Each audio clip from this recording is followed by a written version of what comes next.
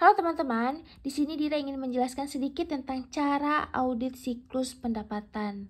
Nah, karena di sini itu ada siklus, berarti nanti ada cerita ya, ada alur, ada prosesnya, bagaimana sih proses audit itu bermulai sampai ke pencatatan dokumennya. Nah, oke. Untuk pertama kita masuk ke pengertian dulu deh ya. Dira masuk ke pengertian audit siklus pendapatan. Kalau audit kita mungkin udah sama-sama tahu itu merupakan evaluasi kegiatan. Evaluasi kegiatannya terhadap apa? Terhadap transaksi penjualan pada suatu entitas perusahaan, baik secara tunai atau cash, secara kredit, retur, pembelian barang atau piutang perusahaan. Nah, berarti di sini ada evaluasi terkait transaksi penjualan yang berkaitan pada suatu entitas perusahaan. Nah, transaksinya ini kita bisa cek dari mana dan apa yang mau diaudit. Nah, yang mau kita audit itu adalah laporan keuangan. Laporan keuangan itu kita belah dari 4 macam laporan keuangan. Nah, ada laporan laba rugi, neraca, perubahan modal, arus kas. Sampai kita runutin neraca lajur, jurnal buku besar, jurnal umum sampai ke dokumen bukti transaksi yang berkaitan tentang faktur, surat jalan, dan surat piutang. Nah, ini satunya lagi bedanya auditing dengan akuntansi. Kalau akuntansi kita mulainya dari sini, kita pencatatannya dari semua bukti sampai keluarlah laporan keuangan. Nah, kalau auditing yang kita black itu mulai dari laporan keuangan sampai ke pengecekan dokumen yang dilakukan oleh auditor. Nah, itu mungkin perantaranya ya. Kalau untuk next step itu Dira bakal jelasin sedikit tentang bagaimana sih cara atau alur siklus pendapatan. Tapi disclaimer dulu, ini mungkin hasil belajar dan mendapatkan beberapa sumber jurnal dan review YouTube. Nah, mungkin sekiranya kalau ada kekurangan, teman-teman nantinya mungkin bisa menambahkan. Oke, di sini alur audit siklus pendapatan yang kami dapat itu adalah ada 7 step. Yang pertama, harus mengidentifikasi dulu transaksi dan akun apa yang digunakan. Transaksi yang digunakan apa saja dan akun-akun yang digunakan itu tuh sudah sesuai apa belum? Apakah tunai dicetak di kas, apakah kredit dicetak di kredit, apakah retur ditulis di retur, apakah surat piutang ditulis pada surat piutang. Lanjut, setelah kita mengidentifikasi, sudah kita drop nih akunnya pada tempatnya, pada debit, pada kreditnya, maka harus ditentukan lagi tujuan audit khusus.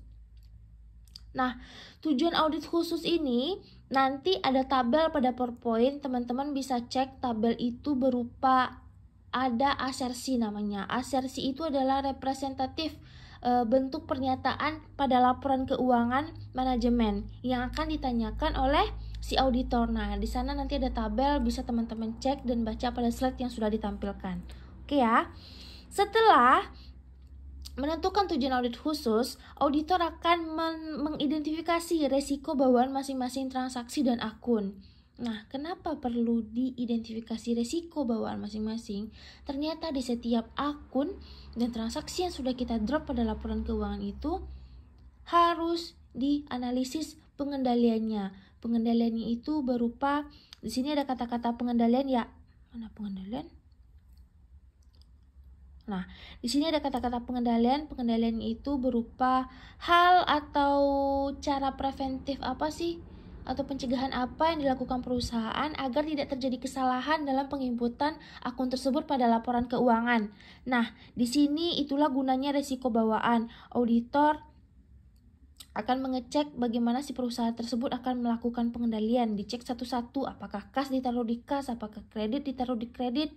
Nah, jaga-jaga nih sekaligus kalau ada si perusahaan ini melakukan kecurangan atau fraud. Mungkin dengan niat tertentu dimasukkanlah penjualan ini dengan nominal yang tinggi, atau yang kita sebut dalam akuntansi dengan sales fraud. Nah, setelah mengetahui sedikit banyaknya tentang bagaimana sih si perusahaan melakukan pengendalian atau pencegahan terhadap akun-akunnya agar tidak terjadi kesalahan, baru auditor bisa memahami pengendalian si perusahaan itu baik apa buruk. Nah, lanjut. Setelah auditor mulai memahami, maka auditor akan melakukan penilaian awal risiko pengendalian. Nah, sekarang auditornya yang melakukan penilaian risiko pengendalian, yang mana di sini auditor akan meminta penjelasan kepada manajemen terkait apa? Yang pertama terkait dokumen-dokumen, dicek-ceklah dokumen oleh si auditor. Apakah si manajemen ini sudah melakukan prosedur pelaksanaan atau pembuatan laporan keuangan ini sudah sesuai SOP apa belum? Atau sistem akuntansinya itu yang dipakai apa sih? Dan bagaimana memulai menerapkan akun tersebut ke dalam atau menuangkan akun-akun tersebut pada laporan keuangan sampai jadi laporan keuangan. Nah, lanjut setelah ditanya oleh auditor sampai begitu sedemikian rupa, maka pengendalian atas pertimbangan tadi itu keluarlah program audit. Program audit itu sangat berperan penting terhadap penilaian awal risiko pengendalian. Kenapa? Karena bisa jadi hasil yang difikirkan, yang dianalisa oleh si auditor ini sesuai analisa yang pertama baik, hasilnya memang baik. Ternyata analisanya baik, ternyata setelah diperiksa ketahuannya buruk ya, berarti tidak sesuai dengan analisa atau hipotesis awalnya. Maka dilakukanlah tes-tes yang berupa prosedur awal, prosedur analitis, dan prosedur tes substantif yang mana detailnya ini ada tertera pada slide. Nanti teman-teman bisa cek. Selanjutnya yang terakhir, ya namanya kita melakukan siklus, pasti siklus, alur, proses, tanda bukti kita sudah melakukan, tentu ada dokumen-dokumen terkait penunjang yang akan kita cantumkan pada laporan audit. Mulai dari tanggalnya dimulai sampai ke memo-memo kecil, transaksi itu dilakukan akan dicantumkan. Nah, mungkin lebih kurang begitulah penjelasan tentang bagaimana sih siklus audit itu akan dilaksanakan. Palingan satu nanti kekurangannya yaitu melampirkan. Nah, mungkin cukup sampai di sini aja ya. Terima kasih. Mungkin kalau ada kekurangan nanti teman-teman bisa menambahkan. Oke, bye-bye.